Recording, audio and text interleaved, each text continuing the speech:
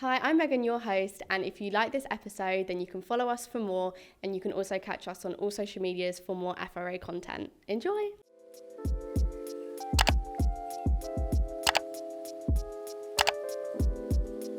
Hi everyone, welcome back to our podcast. Today I have Sophie, who is a second year degree student with us, and we are basically just going to talk about her story from finding out about our degrees. She also studied a level 4 with us. So, hello, welcome Sophie. Hi, thank you so much for having me. That's My okay. name is Sophie. I study marketing communications, year 2.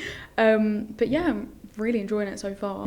Okay, so let's start right from the beginning. So Yeah. you went to sixth form. Yes. What did you study at sixth form? So I studied art and design. I feel like the course, it was really good, but it made me decide that I don't really like the fine art side of art and design. So I preferred to study kind of retail, marketing, business and kind of sort of things like that.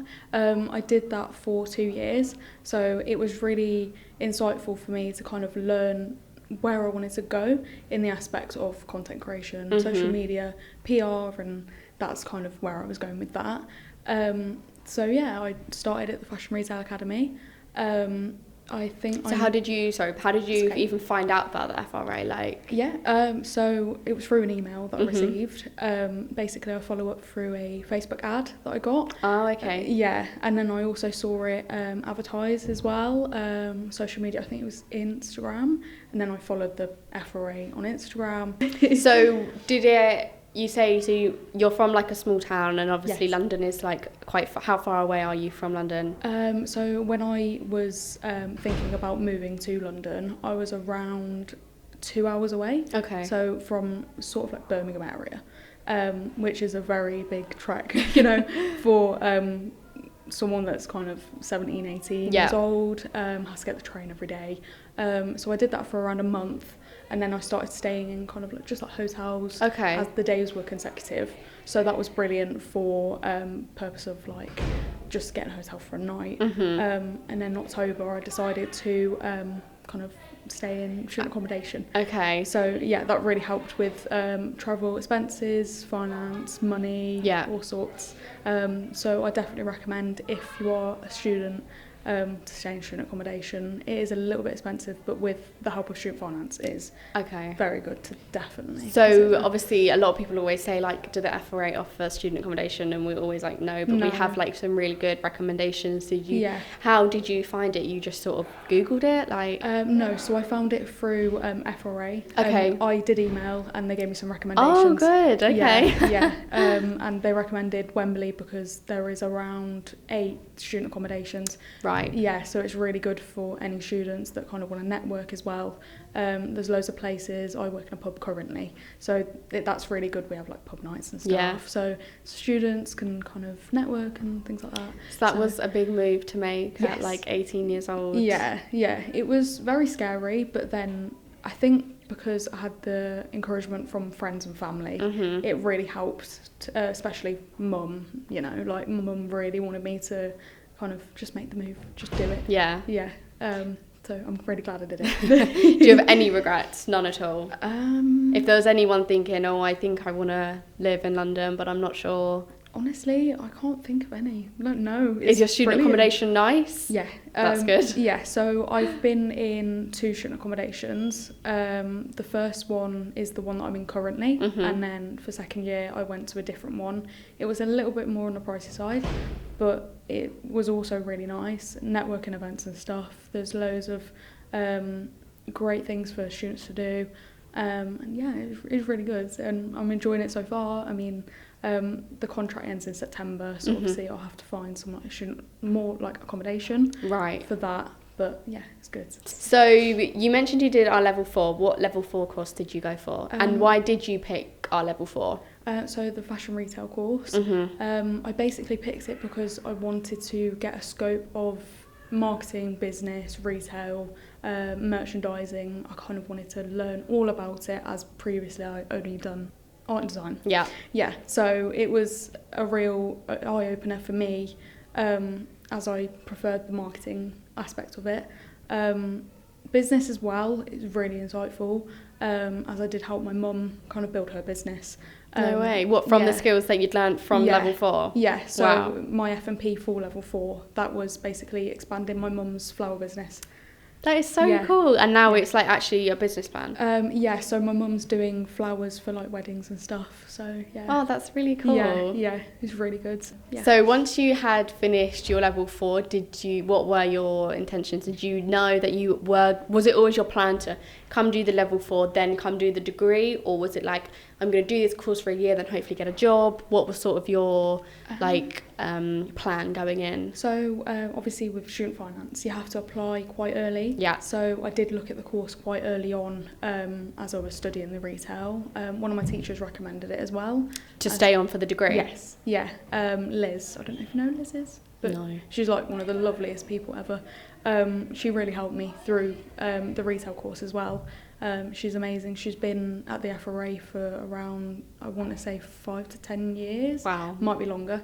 But yeah, she was a real key element as to getting onto the I degree. see. Yeah, she's lovely. But yeah, I'd say I'd definitely recommend it to students that kind of want to get more of an understanding of like specific topics. Okay. I feel like also if I could pick another degree again, or like second option, definitely sustainable fashion. Okay. What makes you say that? So I'm really into like sustainability. I did my internship at L'Occitane, which was PR based, but it does have the hint of sustainability because it's a B Corp brand. Okay. And I'm really into kind of pet friendly brands, brands that don't test on animals, anything to do with like clothes waste. That's basically my F&P idea. Okay. Yeah, so combating clothes waste in student accommodations. Oh, okay. Yeah, That's cool. Yeah. So yeah, anything to do with like, I'm not against fast fashion at all. Yeah. I understand that people like to buy fast fashion.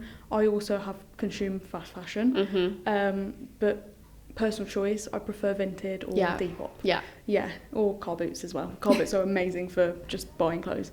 Okay, so you then came and did the degree. Yes. So how did you feel coming to do that? Were you nervous? Because obviously, did you know anyone? Like, was anyone on level 4 going to do the degree, or was it a fresh start all over again? It was a fresh start, yeah. So I didn't know anyone that was coming into the degree course. So yeah, it was good to just kind of meet everyone fresh. Mm-hmm. And yeah, I mean, it was a really good experience. There was it was like an open day sort of thing for the first day. We had like little mocktails. We had loads of like teachers there, just kind of meet them. Yeah. I think there was brands there as well Oh, that we cool. could talk to. Yes, that was really good. We also met loads of people, networked kind of with like different students, Mm-hmm. and then we found out who like was going to talk, like teach us, Mm-hmm. and also what groups we were going to be into. So Okay. it's really good. So then you joined. What were your modules like? What was the first module? What's been your favourite, like this whole 2 years? I'd say my favourite would be the PR and communications module. That was with Ruth. That was really good. So basically we had to come up with a concept for a PR agency. I picked Purple PR and I went for Polaroid. So I went for like a sustainable film for Polaroid. So basically for Polaroid to adapt their concept of using films to using sustainable recycled material. So that was really interesting for me. I learned a lot about sustainability and why it's important and how you can adapt it into different brands. So yeah, I really enjoyed that one. We also did a group project. It was fashion resale, landscape and environment, I believe. That was really good. It was a group project. We did, I'm trying to think. I think a lot of work on Adobe. Illustrator? Yes. Or Photoshop as well. Yeah. Yeah, that was really good. Created a magazine. So that Very was really cool. good. That's Yeah. literally what I'm about to do with the ASOS one, is create a magazine, and I'm really looking forward to that because I just love laying it all out and it all looking really professional. Love that. We basically organised it as well, so it was like all of our work in, like separate pages, and we could put advertisements like kind of next to them, so it flowed really nicely. Yeah. We won an award for it as well. Really? For the year, yeah. Oh, no way, Yeah, that's so that cool. was really good. Yeah. Would you say you were like really passionate about sustainability before coming to the FRA, or has it been since learning about fashion? Yeah, I'd say it's from learning about fashion, being at the FRA. My dad also used to like car boots and charity shops, so that's kind of where I get the love for that. Yeah. And I've basically brought that in from a young age to where I am obviously today, studying. I've kind of got the sustainable aspect from childhood, brought it here, and I'm really enjoying like the passion for it. Yeah. I found it from yeah, when I I was mean, young. the sustainability in brands and jobs, like it's about to be like thousands of jobs. Yeah, 100%. Yeah, there's going to be loads. Yeah, people, you know, people are hiring teams to be the sustainability team. There's actually a role to be a sustainability manager. Like, it's crazy. Yeah, I had a meeting with someone at L'Occitane, my placement that I did, 3-month placement as part of the second year. So I had a meeting with one of the sustainability managers as well, and that was really insightful. Basically asked some questions about my F&P and how she also brings her knowledge to the L'Occitane team, what she does for the UK and Ireland teams as well, stores and stuff. So that was really insightful to hear kind of how she networks and how she got from IT, I believe it was IT, to sustainability. Oh, wow. So, yeah, that's a bit really of a cool. jump, but that's cool. So did you do a placement in your first year as well? No, so I didn't do the placement in the first year, but I did it in the second year. I did the 3-month, kind of make up for not doing it in the first year. I see. Okay, Yeah. so we get the 3-week full-time option and then 3 months part-time option. Yeah. So it can be 2 days a week. So for the 3-month, and then I believe it's 5 days. Yeah, so full time. Yeah, 5 days a week. Yeah. Did you have any brands in mind that you wanted to go to? Because obviously, L'Occitane, is that how you say it? Yes. They're obviously beauty, like it's not fashion. Did that sort of, were you okay doing that? Did you want to do fashion? I feel like L'Occitane, as when I was a child, my mum used to buy products from L'Occitane. Yeah. She's always loved L'Occitane. So I thought, do you know what, this is a really nice brand. I've grown up with it kind of around me, like products and all sorts. So I developed a passion for the brand anyway. And I really thought, yeah, I'm going to give it a go. So I applied for the digital marketing internship, I believe it's digital marketing, retail marketing and PR, mostly interested in PR, so I put that for the first option and I got it. So oh, that's great. Yeah, brilliant. What did you learn on your placement? Because obviously 3 months, that's a long time to be there, so I imagine that you would have learned a lot and got to know people a lot better than the 3-week option. Yeah, I did. The team was lovely. I got on with them really well. I learned, honestly, so many skills. That's so good. Yeah, I packed loads of mail outs, press requests. I managed the press requests, which is really nice for a team to trust me within only 3 months. I think that's crazy. So I would honestly really recommend it to anyone that wants to do the 3-month placement. So even though you wanted to do PR, I've heard that like sometimes PR internships can be like full on crazy, and even though you did that, you were still like, no, this is what I want to do, I still want to do PR. Yeah, it was at times very I'd say very busy. There was a lot of mail outs that needed to go out. I've been a part of 2 of the campaigns. Yeah, that's why I can imagine, like, when it's campaigns and like with all the PR packages that get sent out to influencers, I can't imagine like how stressful it is, but also how stressful it is to get it right, because you're sending these to people's addresses and stuff. Yeah, of course. So I needed to kind of, me and the other lady that was the intern for a year, we had to come up with like quick ways to kind of print out the labels because they needed to go out by 4:30. So it was sticking to tight deadlines, making sure that, you know, all of our work was, you know, sent out at the right time, but we managed it every time. So that's good. Yeah, it was good. What advice would you give to some people going into their work placement? Was this the first ever work placement you'd ever done? Yeah. So it was the first one I've ever done. It was quite scary at first, but the team, no, rest assured, you will feel honestly so relaxed. That's good. Yeah, you'll feel so honoured as well to kind of work there. So yes, there's worry, but I feel like the worry, it doesn't take over. So don't be worried to ever go into an internship, because one, it looks great on your CV. Two, you're going to meet some amazing people that you could know in 10 years' time. Yeah. You know, if you stay in the industry, you might look back from the 10 years, you know, on 10 years and think, oh, I met you, like when I was doing an internship. It's the best way to get around and to get to know people, isn't it? Yeah, 100%. Yeah, definitely. So you mentioned not really understanding what a B Corp was when you first, is this before the work placement, and then the work placement completely opened your eyes to it? Yeah. So for sort of like anyone, because I know there's probably loads of people who don't know what that is either, so feel free to explain. Yeah, of course. So there's 5 main elements to being a B Corp brand, and you have to be certified. Okay.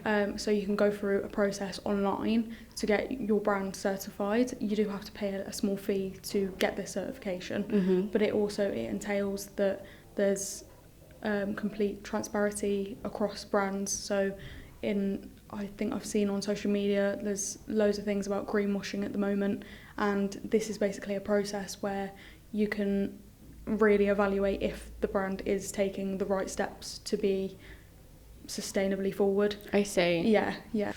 But you'd say there's so many brands out there that want B Corp. There's some that obviously they haven't kind of had their certification or anything. Yeah. There's some that probably wouldn't meet the standards of certification because you have to meet a certain amount of points. So you're coming up to your FMP now. Yes.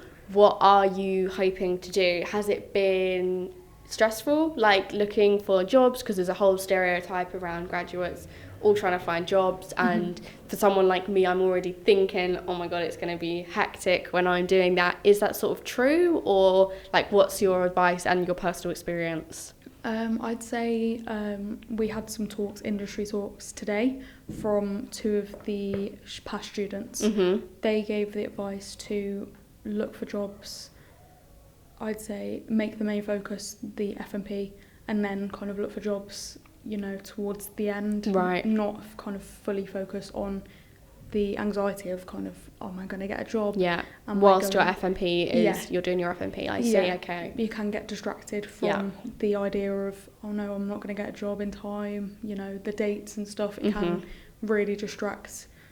Definitely with me, even thinking about my FMP idea, when I was thinking about it and when I had to submit the idea, the concept, I was struggling with kind of the difference between I need to get a job and the FMP idea. So I'd say fully focus on the FMP. The FMP is also what's probably going to get you the job as well, because it's all to do with your grades. Yeah, exactly. And I think it's 66% of the grade. So it's a lot. Yeah, it is a lot. So your advice is to basically don't look too early, essentially. No. Yeah, I'd say obviously work on a LinkedIn profile. Yeah. We had a module, professional strategies, that was really insightful. Oh, okay. Yeah, so we were working on CVs, difference between creative and a professional CV, where to hand them in, how to do interviews, and kind of things like that. It was really great to learn them skills. Yeah. But I'd definitely say, with the module being focused on that, I'd say focus, because you've got all of the information there, I'd say definitely focus on the FMP and then go back to it. I see, yeah. Yeah. But LinkedIn's amazing for finding jobs. Really good. What are you hoping to do once you finish? So I'm hoping to either go into PR or social media. I've got a small business that's graphic design business, just freelance. Oh wow. Yeah, so I'm kind of focusing on that. I've got my eggs in loads of baskets, not just one. I'm quite busy at the moment, so it's there's a lot going on.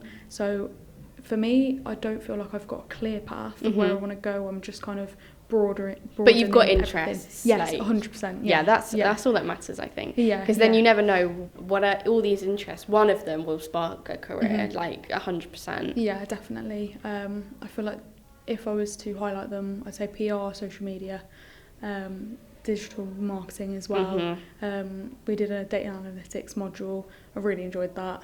Data-driven tasks, I seem to really succeed. So really, that's like the first person who's ever said something like that. Really, I might have to go into that as a career, because it was so easy to just kind of pass that. I suppose, yeah, because I think sometimes all the creative modules, they're hard because you really need to think of your idea, and you really need to have backing of your concept. But when it's data, if you've got numbers to back it up, it is quite straightforward, I suppose. Yeah, it's like mathematical and artsy. Yeah. Put them together and you're a millionaire, basically.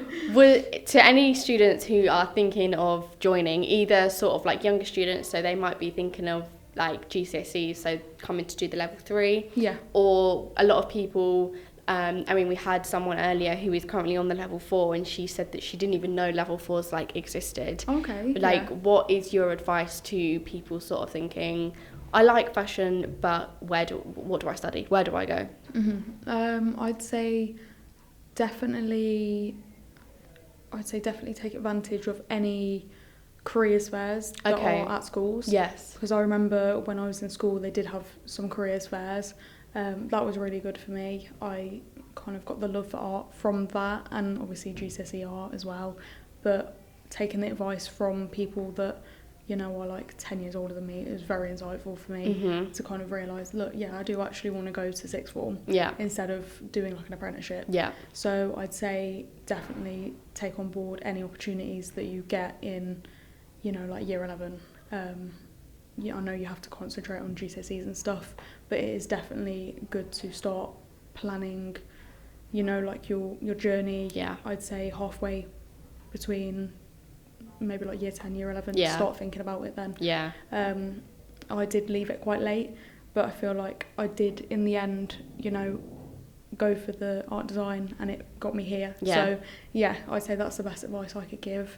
Following on socials as well, FRA, that's also a good way to kind of keep in contact with, you know, the people that work here, or getting insight on what brands are going to be working for FRA, or kind of the experiences that other students are going to have. And you can also reach out to any students on LinkedIn as well. Yeah, that's very true. Yeah, I'm always open to anything.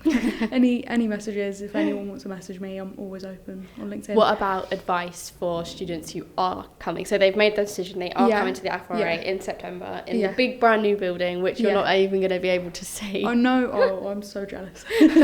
What is your advice to starting somewhere new, not knowing anybody? I would say when I joined the retail and when I joined the degree, there was TikTok content, and it was basically saying, are you joining the FRA? If you are, leave a comment. Okay. And that's a good way to kind of get yourself networked. Yeah. There was Instagram group chats, TikTok, you know, like messages back and forth, and it was nice to have that familiarity when you go into the course. So I'd say if you haven't seen one yet, just make a video. Yeah. And then I think I remember when I started the level 3, I saw someone say, anyone doing this course, and I remember commenting.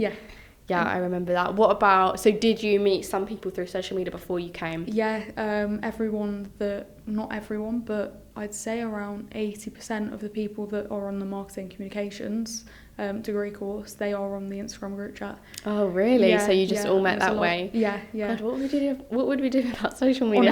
Honestly, it's crazy. But yeah, any advice I'd give, so just network yourself, and if you've got that anxiety, it will suppress it. It will make it a lot better for you to kind of go to the next step of your life.